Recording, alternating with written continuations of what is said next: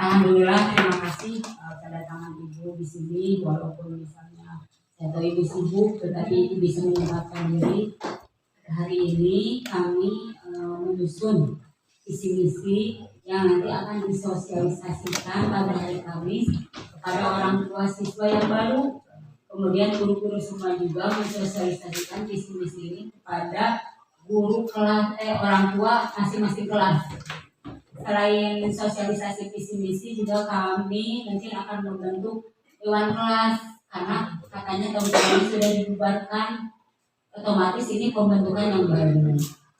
Kalau misalnya Ibu ada waktu, kami undang secara langsung di hari Kamis pada saat sosialisasi antara saya dengan orang tua siswa kelas 1 yang baru. Di sana mungkin selain sosialisasi visi misi juga kami akan menyampaikan program kerja selama setahun berdasarkan kalender pendidikan. Kamis hari Jumat ya.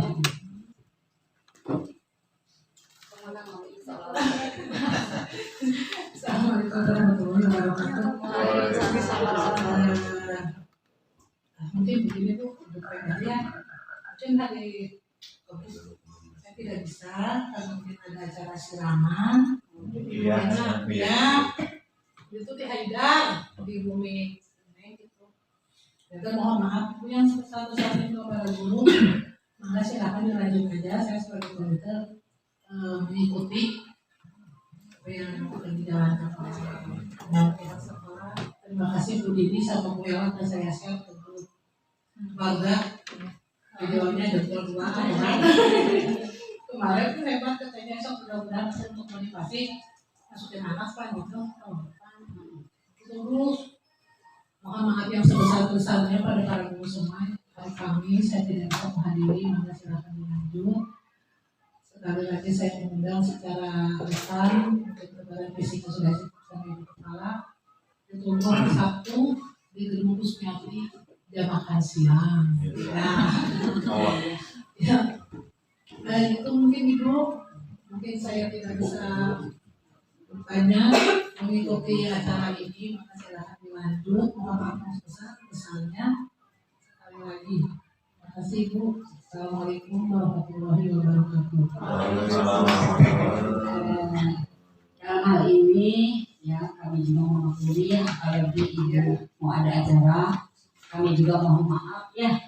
Kita doakan semuanya mudah-mudahan acaranya diberikan kelancaran oleh Allah. Untuk misi nanti akan dipandu oleh Ibu Rani selaku PKS kurikulum, dan kita sama-sama nanti membuat misi tersebut. Ibu juga nanti ada di belakang supaya kita sama-sama hari ini harus sudah selesai semuanya.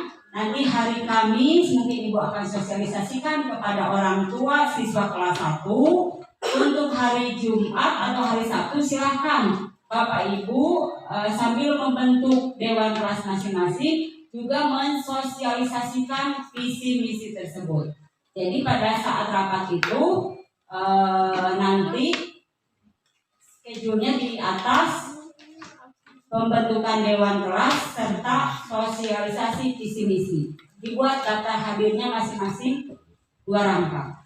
Ya, saja mungkin pengantar dari Ibu.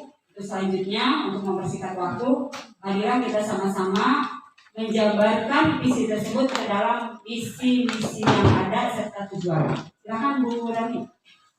Wassalamualaikum warahmatullahi wabarakatuh. Waalaikumsalam warahmatullahi wabarakatuh. Assalamualaikum warahmatullahi wabarakatuh.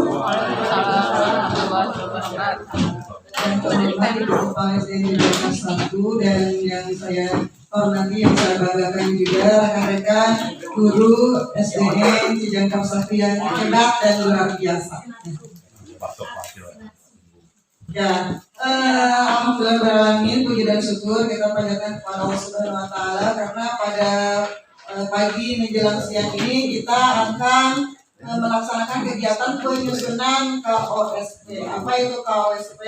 Kurikulum operasional tingkat satuan pendidikan. Ya, karena tahun ini adalah tahun pertama kita melaksanakan IKM untuk kelas 1 dan kelas 4. Jadi kalau SK ini ya untuk isinya kita langsung aja ke bab 1 ya, ke pendahuluan biar cepat karena dasar hukum dan lain-lain insya Allah sudah ada ya. Jadi tinggal ini karakteristik ya, kira-kira ada yang perlu ditambahkan nggak? Ini kan hasil pemikiran kemarin ya, belum sharing. Kira-kira ada karakteristik apa lagi barangkali masih ada kekurangan gitu ya yang kemarin saya sudah susun gitu. Kira-kira apa lagi nih keunikan di lingkungan Cijangkar 1 atau di lingkungan sekitar Cijangkar 1 gitu, bukan hanya di Cijangkar 1 saja karena mungkin nanti di kegiatan proyek-proyek dan dalam proyek penguatan program belajar Pancasilanya itu ada yang kaitannya juga harus kolaborasi dengan lingkungan sekitar. Nah, kira-kira apa? Di sini mau dibacakan aja. Di adegan. Dia bisa lebih besar, tidak kelihatan. Ya. Oke. Ini ya, latar belakang peserta didik berada pada tingkat ekonomi menengah ke bawah dengan sarana prasarana yang cukup memadai dalam menunggu proses pengajaran baik intrakurikuler maupun ekstrakurikuler.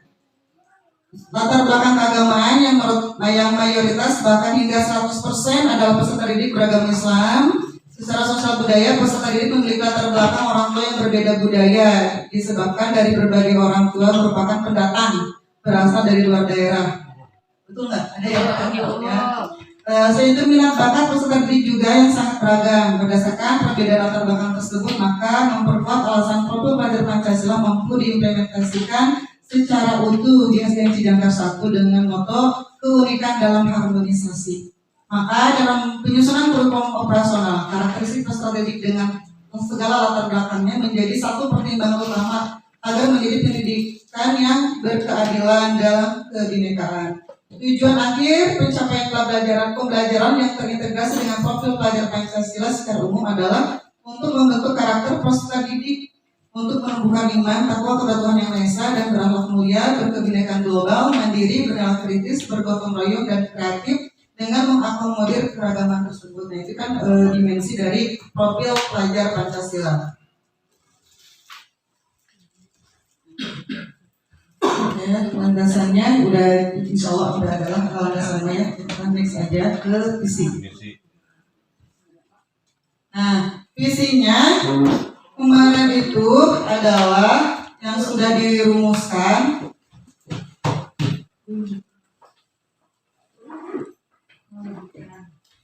Kan mau diganti terwujud? Ya Bu ya. Terwujudnya peserta didik yang religius Pakai G. G. Pakai G. Religi. Bu nanti kurang ya. Upami iya kayaknya sedap. Kan kemarin mah ibu kurang ianya. Kalau dalam ini kan kita ada untuk pembuatan visi itu kan batasannya itu apa aja, misalnya terutama khusus dalam kumer ya, hubungannya dengan kumer. Misalnya yang pertama hubungannya dengan pertama mah pasti keimanan dan ketakwaan ya, itu dimensi pada pertama ya. Kemudian mandiri itu berarti dalam kepribadian ya. Maksudnya itu kan kepribadian. Terus kreatif itu kan sama kepribadian kan maksudnya. Jadi beda Bu di kurikulum di dimensi profil pelajar Pancasila itu kan ada 6 yang tadi itu ya. Beriman, bertakwa kepada Tuhan Yang Maha Esa dan berakhlak mulia, terus berkebinekaan global, mandiri, bernalar kritis, bergotong royong dan kreatif. Jadi mandiri dan kreatif ini terpisah karena kreatifnya itu lebih luas lagi di sini tuh Bu. Jadi bukan hanya kreatif dalam sisi dalam pribadinya aja enggak gitu. Jadi kreatif dalam bersosialnya juga ya. Jadi ada elemen-elemennya. Jadi ada elemen-elemennya lagi gitu di dalam dimensi-dimensi yang 6 ini. Gitu. Jadi bagaimana kita mau disatukan? Ini itu kan mandiri, religius, mandiri kreatif. itu kita akan apa tuh memasukkan dalam segi akademik enggak? Misalnya ada untuk khusus peningkatan akademik, itu penjabaran dari kreatif. Kalau ke akademik itu bisa dari mandiri dan kreatif itu juga masuk kalau di akademik mah. Itu aja. Ya. Cukup gimana Bapak Ibu semua? Kedua-duanya cukup. Kalau mau ditambahkan bernalar kritis, susah.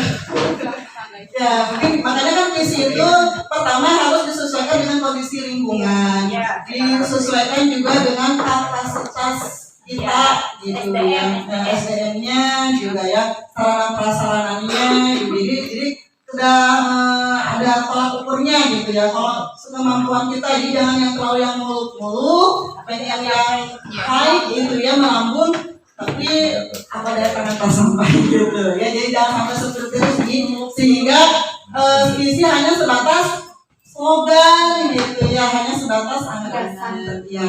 Jadi visi itu kan artinya visi itu kan cita-cita lah, cita-cita, mimpi kita, harapan kita terhadap anak-anak mau seperti apa sih anak-anak kita ini saat ini, tapi disesuaikan juga dengan kemampuan kita. Cita-cita memang harus tinggi langit ya, tapi kan berarti harus disesuaikan dengan kondisi lingkungan, kondisi SDM-nya juga dan sarana prasarana pendukungnya juga. Ya. Kalau sudah, coba disepakati tidak semua? Sepakat. Sepakat berarti ketok palu isinya.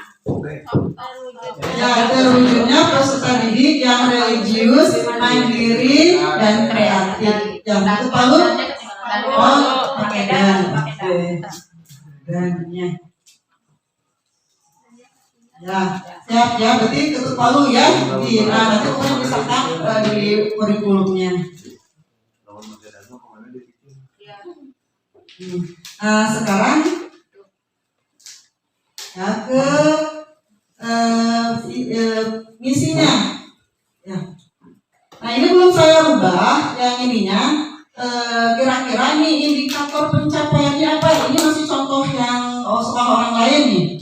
Jadi untuk indikator pendukungnya kan kita hanya ada 3 ya, religius, mandiri, dan kreatif. Nah kira-kira indikator bahwa sesuai ke religius apa?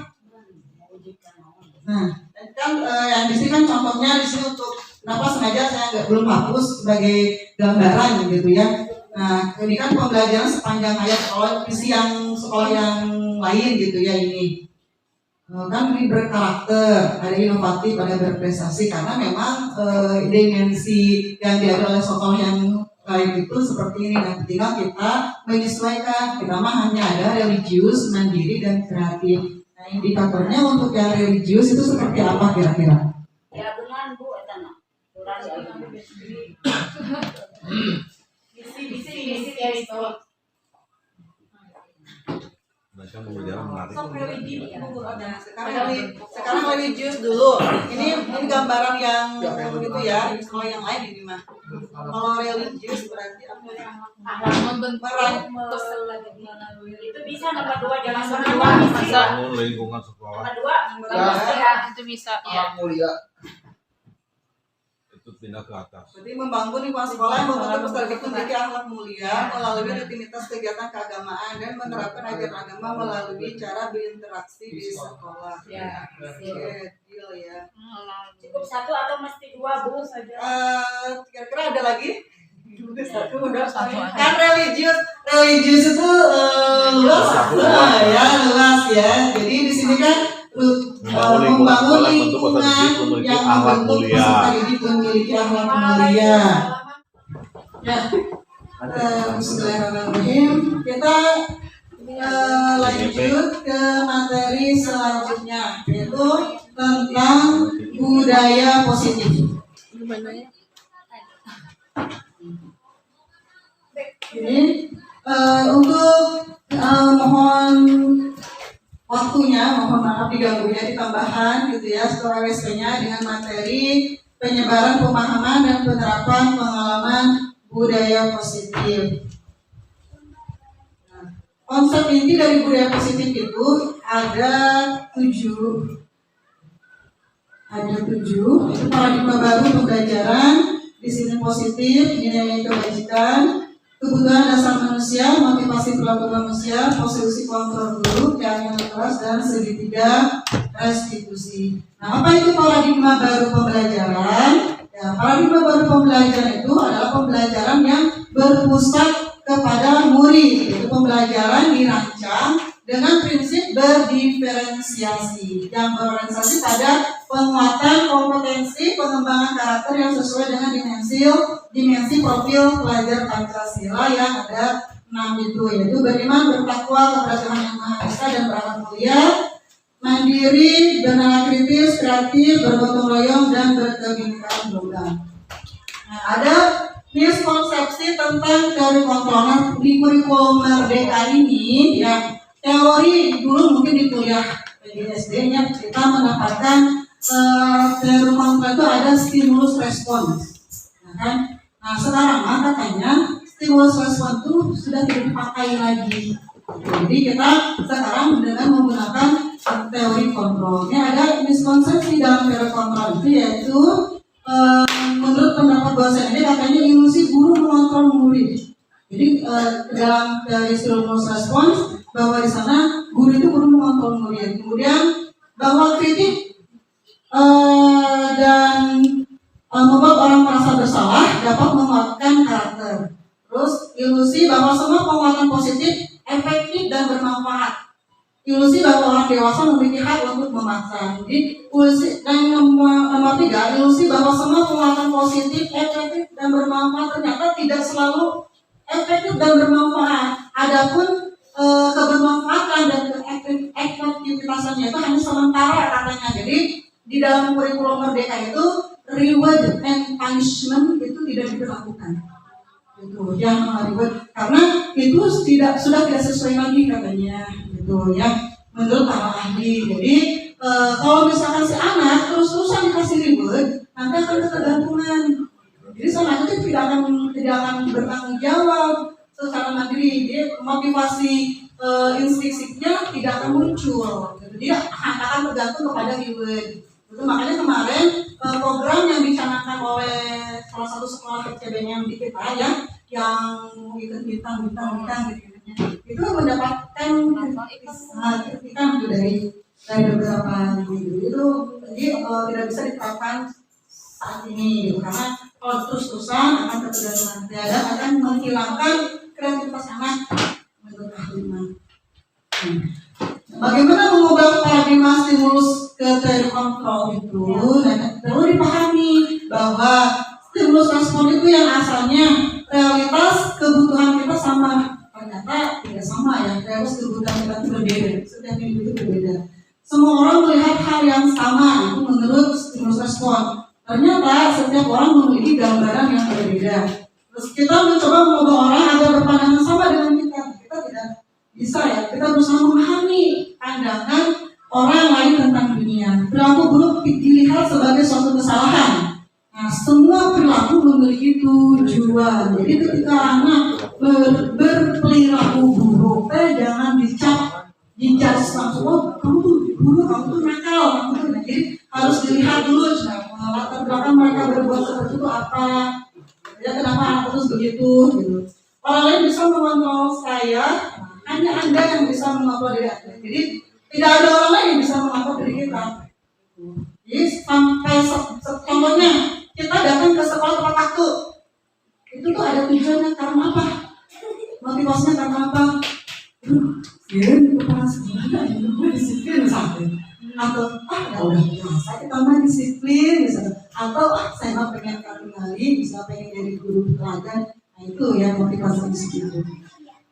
Saya bisa mengontrol orang lain, Anda tidak bisa mengontrol orang lain, itu cara kontrol. Jadi yang bisa kita berikan adalah solusi, bukan kontrol.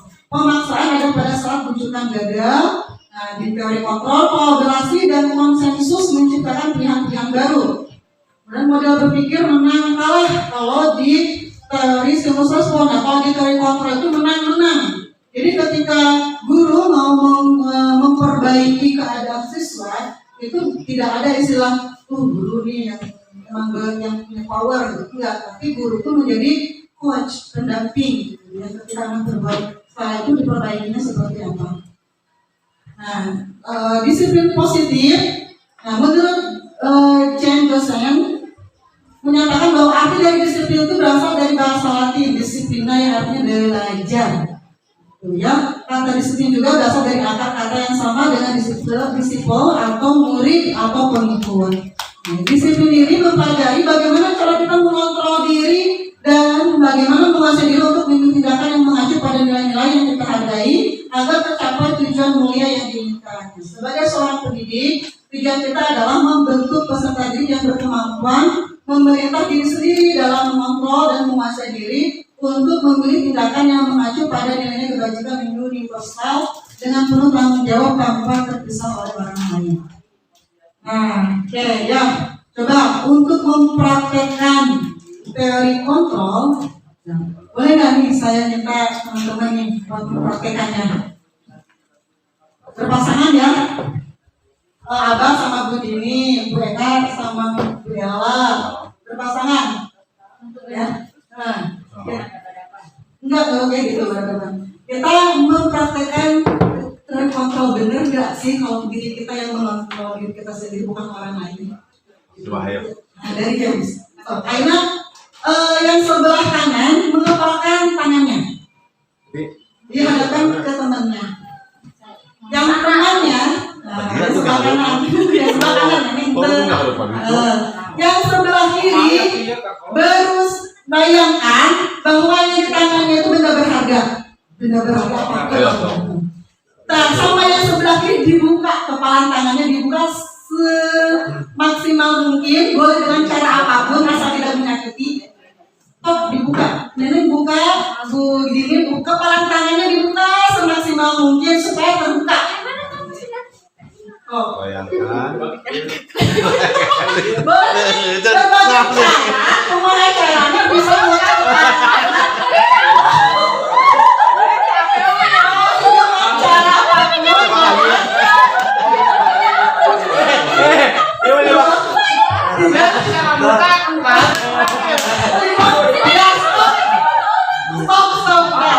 Stop. Ada yang terbuka?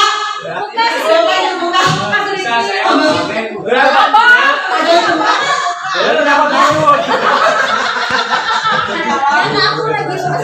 Sekarang gantian. Ganti ya. Yang kiri sekarang yang mengepalkan, yang kanan yang membuka. Ayo, buka. Ini mah bebani ya, Pak. Ada temannya. Kenapa Abi sama Pak Adi diam saja? Udah terbuka. Hei, pelecehan termasuk malah. Apa lagi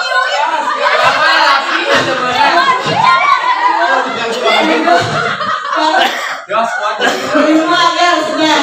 Buka. Oke, yang terbuka siapa? Alasan apa Bu Siti tidak mau membuka tangannya? Alasannya apa? Lah, bagus. Tidak terjaga. Menahan sekuat tenaga. Kenapa? Karena aku mau membayangkan bahwa di sini ada apa punya aku yang diambil. Oh, itu alasannya ya. Ya, berarti ya itulah contoh dari kontrol. Ya, itu adalah contoh ya dari bahwa sedikit contoh tentang bahwa kita bisa melakukan hal apapun atas kontrol diri kita mau melakukan perintah orang lain ataupun tidak itu tergantung kitanya gitu ya. Nah, itu seperti itu. Si anak itu ya memiliki motivasi yang kuat intrinsik. Jadi anak itu bagaimana ketika dia mau belajar, mau melakukan aktivitas di sekolah ataupun apapun yang kita programkan di sekolah mereka mengikuti itu atas kemauan dasarnya dari dalam dirinya. Itulah tugas kita di situ gitu untuk memunculkan motivasi intrinsik itu. Nah, kemudian nilai-nilai kebajikan universal. Apa sih yang dimaksud dengan nilai-nilai kebajikan universal? Ya adalah nilai-nilai kebajikan yang disepakati bersama lepas dari suku bangsa, agama, bahasa maupun latar belakangnya apapun gitu ya. Nah, nilai-nilai kebajikan dalam kurikulum Merdeka adalah lain. belajar Pancasila. Ya kritik kayaknya. Ya makanya kudu ingat dari tadi ulang-ulang lainnya belajar Pancasila teh. Coba orang hafal teh hiji ya nama. Ya. Nyanyikan ya.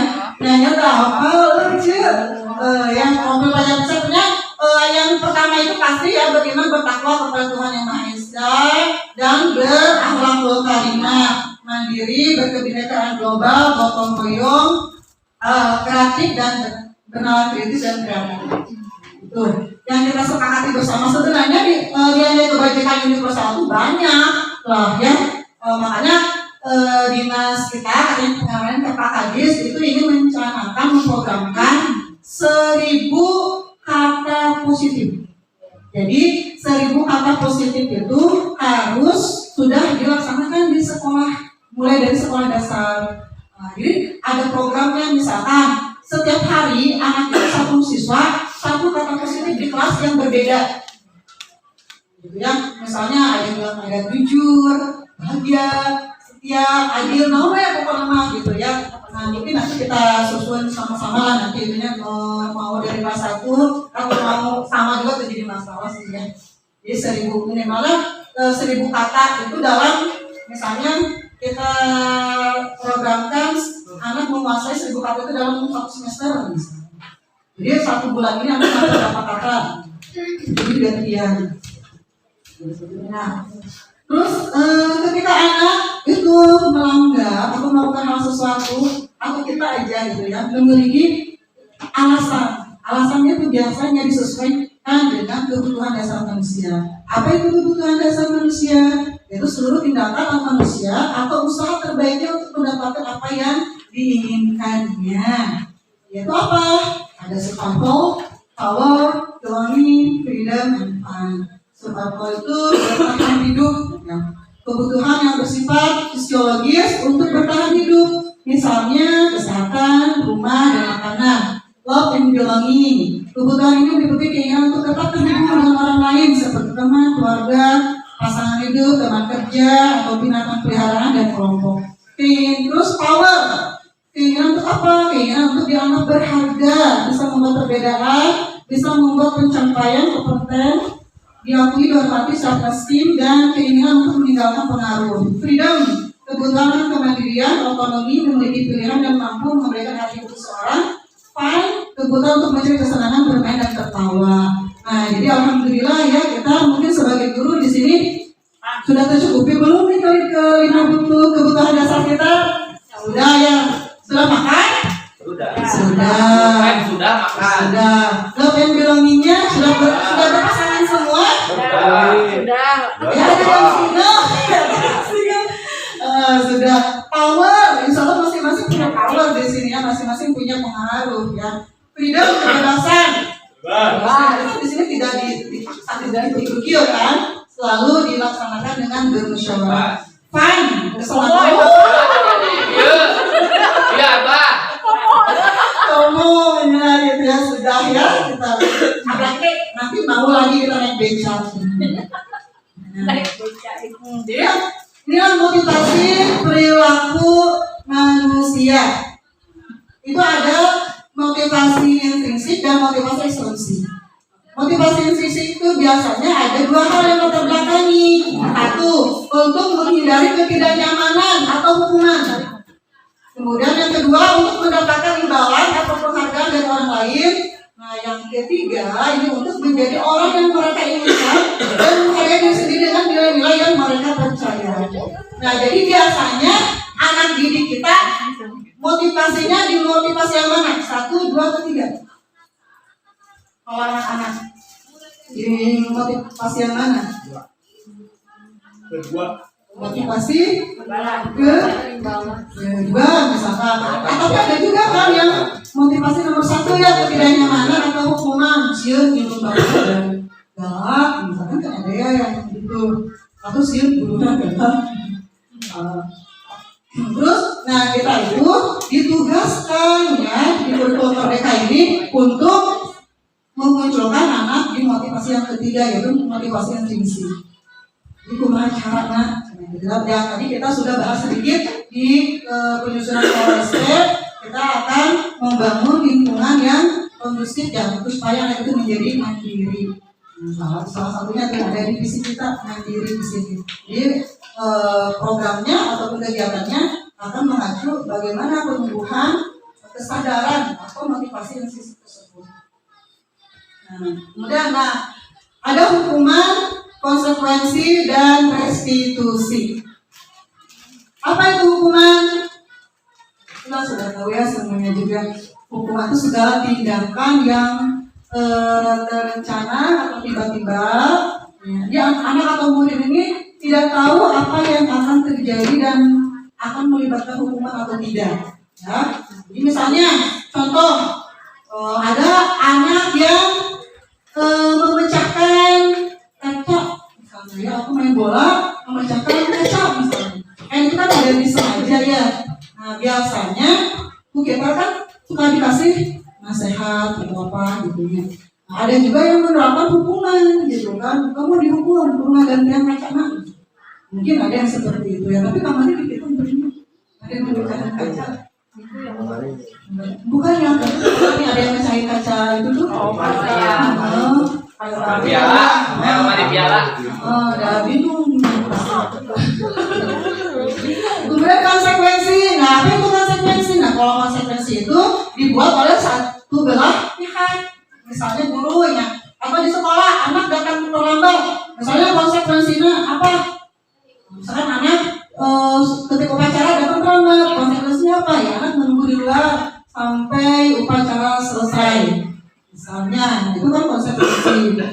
Atau misalnya anak ketika tidak mengerjakan tugas, apa konsekuensinya? Biasanya Pak ada yang melakukan apa? Kalau anak misalnya nih tidak mengerjakan tugas, konsekuensinya apa kalau di luar olahraga biasanya? Denda. Nah itu konsekuensi artinya. Nah sekarang ada lagi di kurikulum Merdeka itu adalah restitusi. Sebenarnya bahasa restitusi ini kalau menurut saya ya rasa Tuhan gitu ya. Karena restitusi menurut bahasa hukum itu ganti rugi. Ya kalau menurut bahasa hukuman ganti rugi, tapi maksud restitusi di sini adalah proses kolaboratif yang mengajarkan murid untuk mencari solusi untuk masalah mereka dan membantu murid berpikir tentang orang seperti apa yang mereka inginkan dan bagaimana mereka harus memperlakukan orang lain. Nah, guru tuh sekarang tidak boleh ada hukuman, tidak boleh ada konsekuensi. Jadi harus apa yang dilakukan? Yaitu harus melakukan restitusi. Ya, bukan ganti rugi Bu. Ganti ruginya itu hanya secara bahasa. Secara istilahnya di sini adalah proses kolaboratif. Jadi yang mengajarkan anak. Jadi kita tuh discuss dengan anak, gitu ya. Kenapa anak melakukan hal itu? Nah kita harus paham, harus mengerti terhadap alasan anak. Jangan menganggap, kamu nggak salah. Nah tidak bisa begitu. Alasannya didengar dulu, bagaimana, terus kemudian diajak bersama-sama untuk mencari solusi. Misalnya ketika anak tadi yang memecahkan kaca, solusinya kamu apa? Oh saya akan lebih hati-hati, misalnya tidak akan bermain bola di bukan waktunya, misalnya. Terus bagaimana dengan kacanya, misalkan ketika dia jangan, kamu udah gantian ya, nah jangan gitu. Misalkan anak mengucapkan sendiri dari anaknya, oh saya mau bertanggung jawab, saya mau berbicara dengan orang tua saya, misalkan. Itu masalah saya sebenarnya. Jadi si solusinya itu keluar sendiri dari anak sendiri. Jangan dari kita, oh kamu kudu gantian, kamu begitu. Jadi kalau restitusi itu seperti itu. Dan kesepakatannya juga harus dibuat di awal. Jangan mendadak seperti hukuman tadi. Jadi kalau terjadi sesuatu yang seperti itu, memang sudah disosialisasikan kepada anak aturan-aturannya. Jadi identitas gagal. Hukuman itu merupakan identitas gagal. Jadi kita sudah tidak boleh lagi ada hukuman ya. Sesuatu yang menyakitkan harus terjadi. Tidak nyaman untuk murid atau anak untuk jangka waktu yang panjang. Korban mendapatkan keadilan, untuk murid atau anak akan tersakiti. Di sini identitas yang sukses itu ada dua, yaitu konsekuensi dan restitusi. Sesuatunya harus terjadi. Kalau di restitusi merupakan pilihan. Kemudian konsekuensi tidak nyaman untuk murid untuk jangka waktu yang pendek. Nah, kalau di restitusi itu, hal itu tidak akan terjadi, tapi akan menguatkan murid dalam jangka waktu panjang. Terus korban bisa diabaikan, korban mendapatkan ganti rugi. Murid atau anak dibuat tidak nyaman. Kalau di restitusi, anak akan mendapatkan penguatan. Masih banyak lagi. Nah, sekarang kita sama-sama menganalisis. Ya, kebaca nggak? Kurang jelas.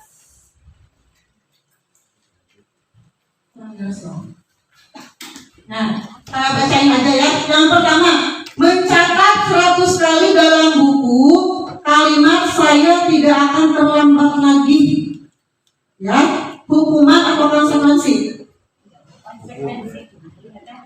Hukuman atau konsekuensi? Mencatat 100 kali. Misalnya ya, dalam buku kalimat hukuman atau konsekuensi? Hukuman, ya, karena tidak sesuai dengan kesalahannya gitu ya. Kemudian yang kedua, lari mengelilingi lapangan basket 2 kali karena terlambat hadir di sekolah. Ya, membersihkan coretan yang dibuangnya di meja tulis. Hukuman atau konsekuensi? Konsekuensi. Murid diminta untuk push up 15 kali karena tidak menggunakan masker ke sekolah. Hukuman. Menggantikan kertas tugas teman yang telah dicoret-coret. Konsekuensi.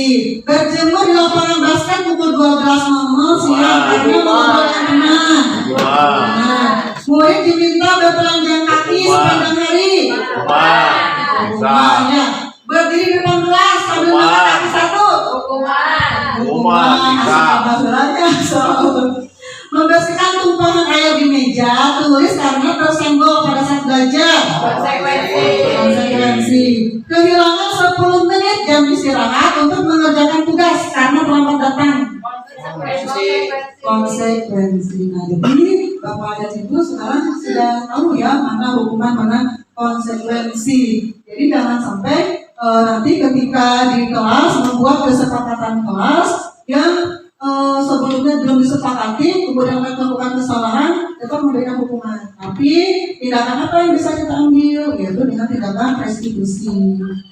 Ya, ini 5 posisi kontrol guru. Nah, guru itu ada yang sebagai penghukum, pembuat rasa bersalah, ada yang sebagai teman, pemantau, dan manajer. Ya, posisinya sebagai penghukum, jadi tadi kalau saudara dihukum dulu. Itu sudah tidak boleh lagi ya. Kemudian membuat merasa bersalah, misalnya, kamu kenapa begitu? Tuh kan jadinya jadi rusak. Ya itu jangan juga gitu itu mentalnya katanya gitu. Nah terus ini sebagai teman, biasanya kalau teman bertanya ke temannya yang berbuat kesalahan itu, kamu ngapain melakukan kesalahan itu? Misalnya ya kalau teman biasanya kan hanya sebagai teman gitu. Nah kalau sebagai pemantau, hari kamu tahu nggak aturan atau kesepakatan kelas kita? Nah, kalau manajer mah ngobrol tuh ya gitu dan menggunakan suka ngobrol, jadi dari awal sampai menemukan solusinya.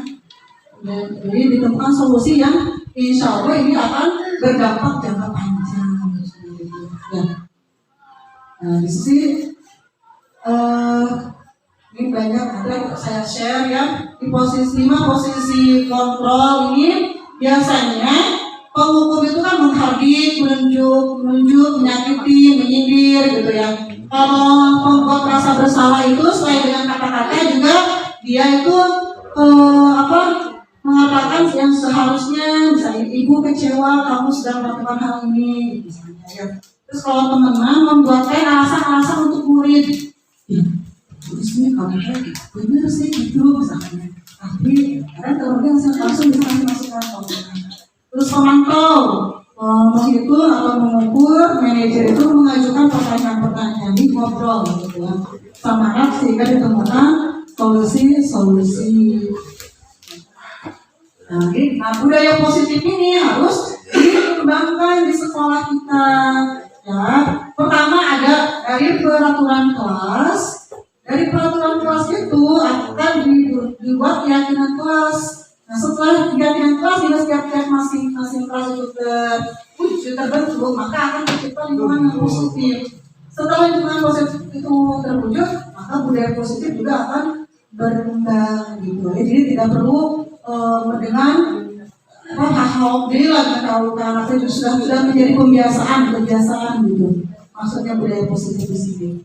Nah, kita akan membuat sekarang bukan peraturan kelas, tapi keyakinan kelas. Kenapa harus keyakinan kelas? Apa bedanya dengan peraturan? Keyakinan lebih ke karakter kan. Keyakinan lebih ke karakter. Kalau peraturan? Peraturan lebih pada hukuman. Nah, ya jadi kalau keyakinan itu lebih memunculkan pada nilai-nilai. Nah, ya nilai-nilai, misalkan nilainya kejujuran, ya nilai kedisiplinan, gitu, mandiri, tadi ya percaya diri itu ya. Jadi yang itu nilai-nilai kebajikan atau prinsip-prinsip universal yang disepakati bersama secara universal di latar belakang suku, negara, bangsa ataupun agama. Jadi menurut Gosens, suatu keyakinan akan lebih memotivasi seseorang di dalam. Seseorang akan lebih bersemangat untuk menjalankan keyakinannya daripada hanya sekedar mengikuti serangkaian peraturan. Nah, pembentukan keyakinan kelas itu di sini ya bersifat abstrak daripada peraturan yang lebih rinci dan konkret. Jadi misalnya dilarang membuang sampah sembarangan, itu kan terperincinya, dilarang sampah sembarangan. Nah, kira-kira kalau kita dirampungkan kalimatnya ke keyakinan kelas akan seperti apa bunyinya? Buang sampah ke tempatnya. Buang sampah ke tempatnya. Berarti nilai kebajikan apa yang ada di dalam buang sampah pada tempatnya? Kebiasaan. Nilai kebajikan apa? Berkaitan dengan apa? Kebersihan. Jadi kebersihan dan kesehatan misalnya kalau kekaitannya misalnya gitu. Terus keyakinan kelas berupa pernyataan yang universal. Pernyataan keyakinan kelas senantiasa dibuat dalam bentuk positif yang tidak negatif. Jadi jangan membuang sampah, tidak begitu. Iya. Tidak datang terlambat. Jadi jangan menggunakan kata tidak atau jangan, tapi menggunakan kata-kata positif. Jadi langsung ya. Semua warga kelas sebaiknya ikut berkontribusi dalam membuat keyakinan kelas lewat surat pendapat dalam diskusi. Bersedia meninjau kembali keyakinan kelas dari waktu ke waktu. Jadi harus konsisten. Jangan cepat. Nah, jadi misalnya nih, di sini ada contohnya. Peraturan selalu kembalikan buku ke tempatnya. Oh, berarti keyakinan kelasnya adalah tanggung jawab. Dilarang mengganggu orang lain. Berarti keyakinan kelasnya yang bisa kita buat menghormati orang lain dan diri sendiri. Hadir di sekolah 15 menit sebelum pembelajaran dimulai. Nah, ini berarti menghormati orang lain dan komitmen pada tujuan. Dilarang melakukan kekerasan atau bullying. Berarti apa? Keselamatan, menghormati orang lain. Nah, kalimat yang untuk kelas 1, 2, 3 bisa misalnya kami murid dan guru saling menyayangi misalnya kayak gitu ya, untuk dalam bentuk kalimatnya mah. Ini kan kalimat-kalimat universalnya seperti ini. Kalau mau dijabarkan dalam kalimat yang lebih panjang bisa seperti itu dalam bentuk kalimat yang positif. Misalnya membersihkan adalah tanggung jawab. Misalnya membersihkan kelas adalah tanggung jawab siswa murid misalnya gitu ya. Itu kita menambahkan nilai-nilai tanggung jawabnya ada, nilai-nilai kebersihannya juga ada. Jadi kita membuat kesepakatan kelas itu nanti harus dengan siswa. Jadi contohnya ada komitmen tanggung jawab. Jadi kata-katanya cuma gitu aja gitu. Kalau untuk kelas tinggi bisa seperti ini, kalau untuk kelas rendah bisa dijabarkan seperti tadi. Komitmen, tanggung jawab, saling menghargai, jujur, peduli, dan lain sebagainya. Dan ini harus dibuat oleh siswa. Didampingi oleh guru-guru itu sebenarnya sebagai fasilitator. Jadi kita tanyakan dulu kepada anak-anak peraturan, kasihlah anak-anak belum paham kan tentang keyakinan, tapi kita kerjakan peraturan apa yang ingin kita sepakati. Pasti anak bilang jangan membuli, jangan ngambil barang orang lain. Kita tulis aja dulu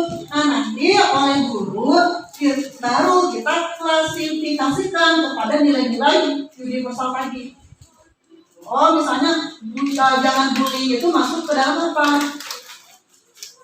Nilai positif apa? Universal apa? Nah, nanti kita akan membuat ini di kelas hari Kamisnya. Kesepakatan kelasnya. Nah, mungkin ada yang mau tadi segitiga restitusi itu seperti apa?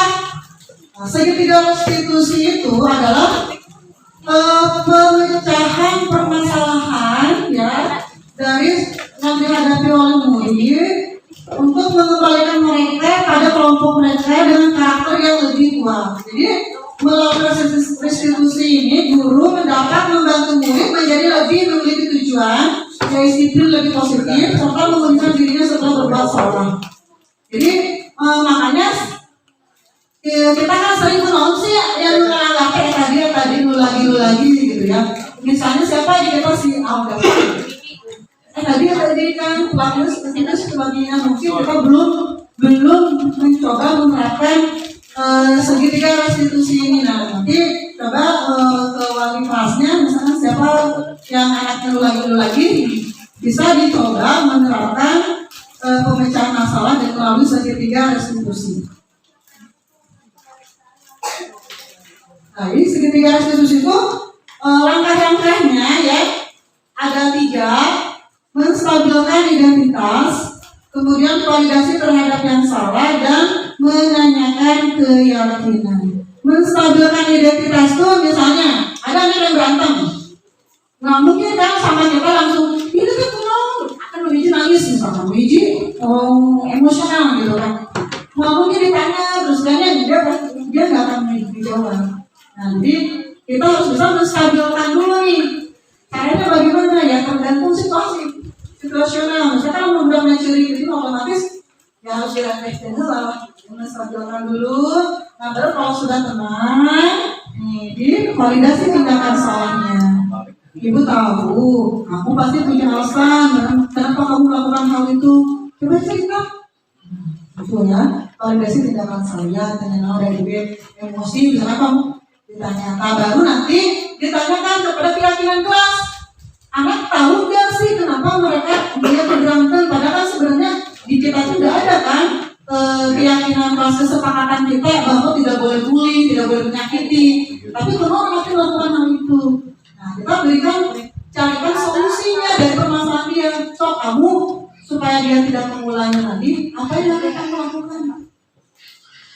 Nanti kita sebagai guru ingat janji dia gitu ya. Nah, jadi harus ditindaklanjuti gitu ya, segitiga restitusi. Jadi menstabilkan identitas itu contoh kali ininya berbuat salah itu tidak apa-apa, tidak ada manusia yang sempurna. Saya juga pernah melakukan kesalahan seperti itu. Kita bisa menyelesaikan ini. Bapak atau ibu tidak tertarik mencari siapa yang salah, tapi bapak ingin mencari solusi dari permasalahan ini. Ya, ini penerapan dari segitiga restitusi ini memang prosesnya panjang, ya tidak langsung cesplung memang ya, perlu proses. Nah, menanamkan keyakinan, makanya kenapa harus dibuat dulu keyakinan sekolah yang nantinya akan menjadi keyakinan kelas yang nantinya akan menjadi keyakinan sekolah. Nah, jadi nanti juga peraturan sekolah itu harus dalam bentuk keyakinan yang sudah dipahami oleh anak-anak. Jadi misalkan datang ke suatu waktunya yang berapa, nanti kesepakatannya kalau tidak tertentu harus ada mana. Ya, harus disepakati dulu bersama. Nah, udah materi alhamdulillah sudah selesai. Nah, ya, tapi mau ini dulu, revisi dulu. Oke, perasaan saat ini bagaimana Bapak Ibu? Perasaannya Senang, dicepatin. Oke, setelah mengikuti materi penyelesaian dan simulasi pada hari ini, saya jadi paham bahwa tidak boleh memberikan hukuman kepada Hukuman. siswa. tidak boleh hukuman pada siswa. Terus Apalagi? Saya selanjutnya. Pak, kalau anak bermasalah carikan solusinya. Dengan Restitusi. dengan restitusi. Ya. Retribusi. Saya selain selanjutnya, Kalau pakai itu target saya selanjutnya, target Bapak Ibu selanjutnya apa? Jadi budak sahur kalau dibalut bola. Membuat keyakinan kelas di kelasnya masing-masing sesuai dengan keyakinan yang kita sepakati bersama-sama ya. Terima kasih Bapak dan Ibu juga Ibu Kepala Sekolah untuk kegiatan pada hari ini yang alhamdulillah berjalan dengan lancar, mulai dari penyusunan KWSP juga alhamdulillah kita akhirnya ya kita bisa menyusun kurikulum bersama-sama itu, dan alhamdulillah juga aktivitas saya untuk melakukan pengimbasan destinasi tentang budaya positif tidak tersampaikan. Terima kasih atas kerjasamanya. Billahi taufiq wal hidayah. Wassalamualaikum warahmatullahi wabarakatuh. Waalaikumsalam warahmatullahi wabarakatuh. Lagi aplaus untuk Ibu saya. Alhamdulillah matur nuwun kasadayana anu karantos nyusun OSP sasarangan, mudah-mudahan kebaikannya Allah yang membalasnya. Amin. Untuk kegiatan kali ini marilah kita tutup dengan pembacaan hamdalah. Alhamdulillah.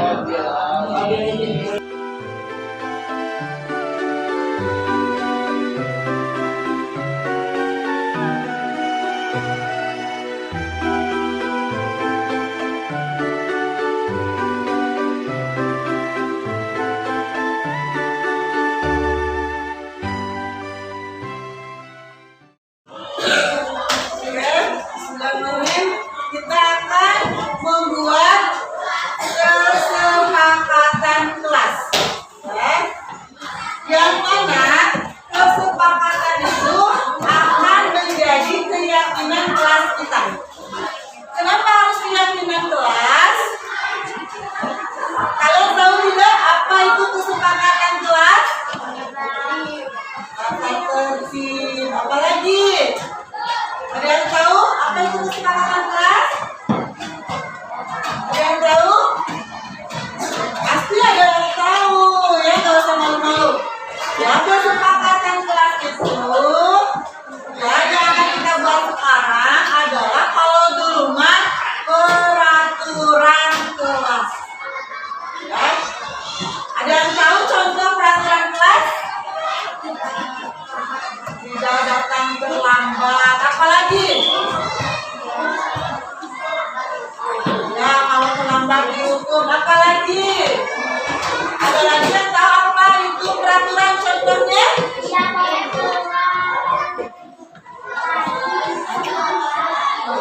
Jadi tidak boleh keluar dari lingkungan sekolah selama jam sekolah. Apalagi contoh peraturan tadi, apalagi harus memakai seragam sekolah sesuai dengan jadwalnya. Nah seperti itu ya contoh-contoh peraturan. Nah, tapi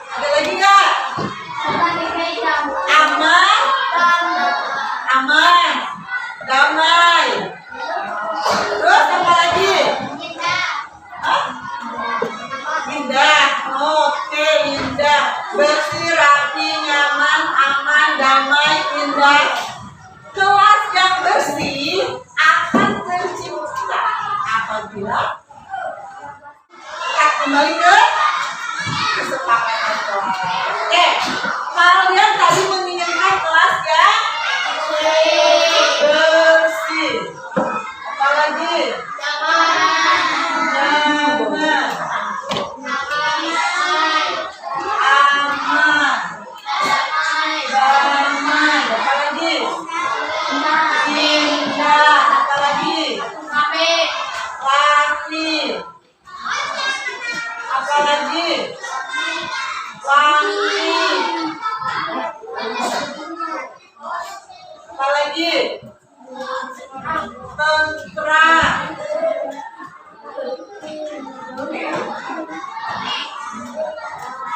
Nah, udah berapa nih? 1, 2, 3. Ya, kemudian kalian bayangkan kelas yang bersih akan tercipta apabila tidak membuang sampah sembarangan. Apalagi tidak mencoret-coret. Apalagi kelas yang bersih akan tercipta apabila tadi tidak bawa sampah sembarangan, tidak coret-coret. Apalagi? Apalagi? Melaksanakan tiket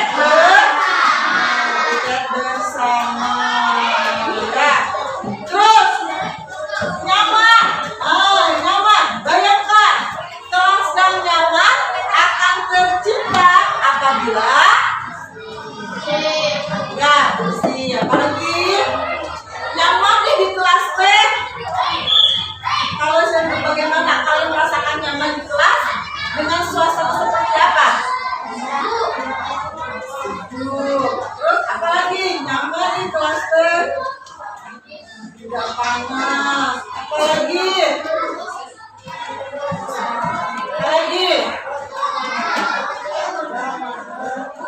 kalian merasa nyaman di kelas kalau bagaimana? Tadi udah bersih, rapi, ya. Oke, kita ke aman sekarang. Aman, damai, tentram, ya. Aman, damai, tentram itu satu linting, satu sama, ya. Aman, damai, tentram. Aman, damai, tentram akan tercipta apabila tidak berantem. Apalagi? Tidak ngobrol. Apalagi? Tidak nyontek. Apalagi? Kita damai. Semuanya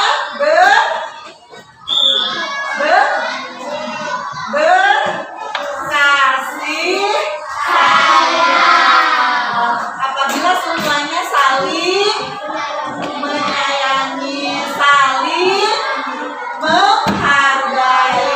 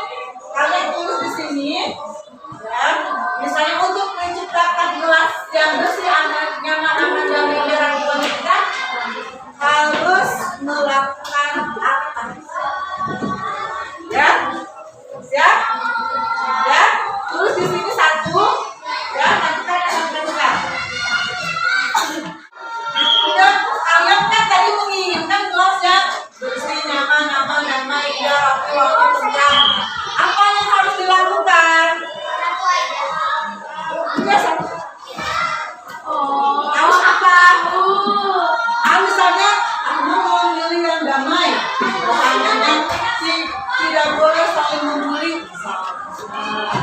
Aku mau milih yang aman. Misalnya, tidak boleh mencontek, tidak boleh mengambil barang milik orang lain, atau tidak boleh mengambil atau meminjam tanpa izin. Nah, ambil satu aja, satu. Nah, yang sudah boleh ditempel di papan tulis yang sebelah kiri kalian. Papannya mana, Bu? Yang sebelah kiri. Sudah? Boleh tempel.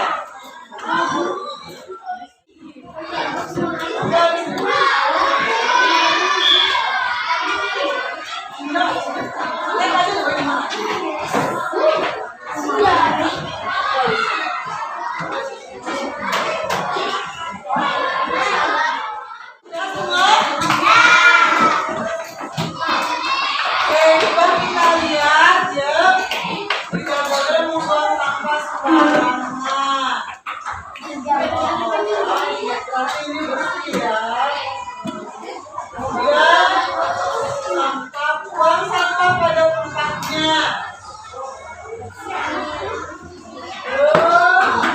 Tidak mengotori kelas.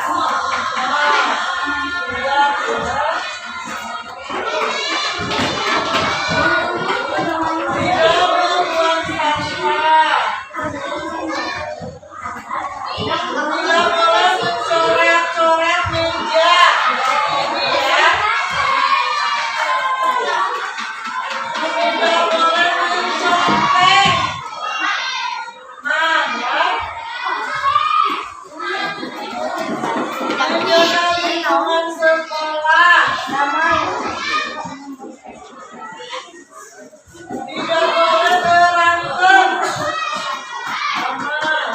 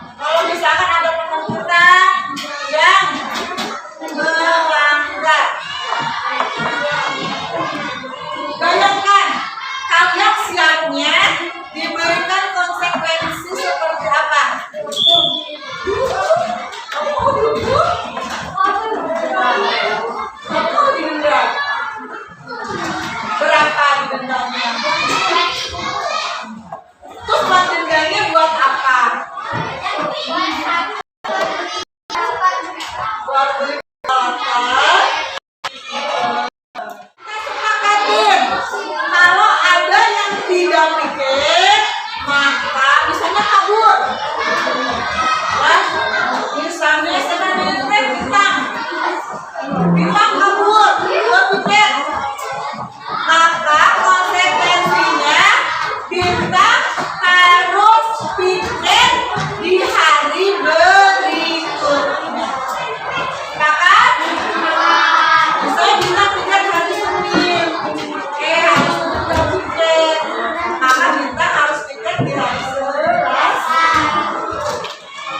Baru yang hari Selasa. Ya? Terus, misalnya nih, kalau ada yang tidak bawa alat tulis, kan kita sepakat ya, harus membawa alat tulis sendiri. Apa yang harus dilakukan oleh orang yang tidak membawa alat tulis? Dengarkan ya, bagaimana kalau gini? Misalnya, hari ini kalian udah bawa pensil. Jadi kesepakatannya untuk menjaga supaya ada temennya atau kalian tidak bawa pensil, tidak bawa hapus, tidak bawa terus. Kesepakatannya kalian harus menyimpan satu pensil, satu penghapus, satu penurut, satu baten di kelas. Paham? Ada. Besok waktu pensilnya cuma punya satu, beli lagi. Ya, kasih nama pensilnya, penghapusnya, penserutnya, balpennya, kasih nama pakai suami. Ada nama pakai kertas, tempel di pensilnya. Ya, nah kayak ini ya, sambil aja. Ya itu sih nama. Kumpulan ibu untuk disimpan di lemari. Jadi supaya ketika kalian lupa tidak membawa, ada stok, ada cadangan. Bisa? Nah, ya. Satu lagi sama satu buah buku. Karena sering juga kalian lupa. Aku tidak bawa buku. Pernah nggak? Pernah nggak? Wah, aku nggak bawa buku tulis ini. Pernah tidak? Sering. Makanya untuk mengantisipasi itu, kalian simpan juga buku tulis. Satu, simpan tas, dan diberi nama. Disampul boleh, ya. Siap ya? Jadi besok kalian membawa apa? Pensil, pulpen, penghapus, penserut, dan buku tulis. Semuanya diberi nama. Siap? Ya, itu kesepakatan kelasnya ya, semuanya ya. Ini tadi kita bersih, nyaman, aman, nyaman, indah, ramai, wangi, dan tentram. Tuh ya, ibu juga ingin anak-anak ibu itu di kelas 4B belajarnya aman, nyaman, ya, tenang. Terus kalau nyaman berarti saat belajar itu tidak ada yang tidak ada yang apalagi yang main, apalagi keluar melupakan. Tidak ada. Itu kesepakatan kita, siap ya? Iya. Dan satu lagi, karena tadi kata Bapak Ahmad, kata Bapak